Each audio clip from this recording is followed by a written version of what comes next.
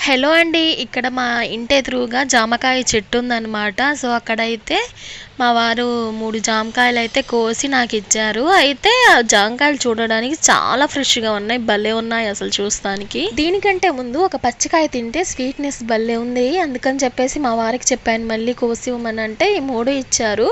ఇంకా చూస్తానికి బాగున్నాయి కదా! కోస్తే ఎలా ఉంటాయో అని చెప్పేసి ఇంకా నేనైతే కోసాననమాట ఒక కాయ.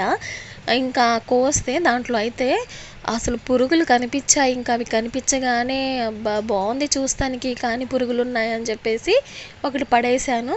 సో, రెండోది కూడా అలానే జరిగింది. రెండో దాంట్లో కూడా బాగా పురుగులొచ్చేసాయి. బావున్నాయి గదా! స్వీట్‌నెస్‌గా మా బాబుకి ఇద్దామని చెప్పేసి అనుకున్నాను. ఇంకా చిన్న పిల్లోడు గదా! తింటూ ఉంటాడు అని అనుకున్నాను నేనైతే. కానీ వాటిల్లో అయితే పురుగులొచ్చేటప్పటికి ఇంకా చాలా బాధగా అనిపించింది. నాకు జాంకాయలంటే చాలా ఇష్టం. కానీ ఇంకా రాసి పెట్టాలి. ప్రతి తినేదాని మీద మన పేరు రాసుంటుంది. అదృష్టం ఉంటే దక్కుతుంది. లేదంటే లేదు. సో, ఏం చేస్తాం? పడేయాల్సిందే. ఇంక పురుగులు తినలేం కదా! మూడో దాంట్లో కూడా కొంచెం పురుగులున్నాయి. కొంచెం బానే ఉంది. ఇంక అదైతే తినేసాం. మీరైతే ప్లీజ్ సబ్స్క్రైబ్.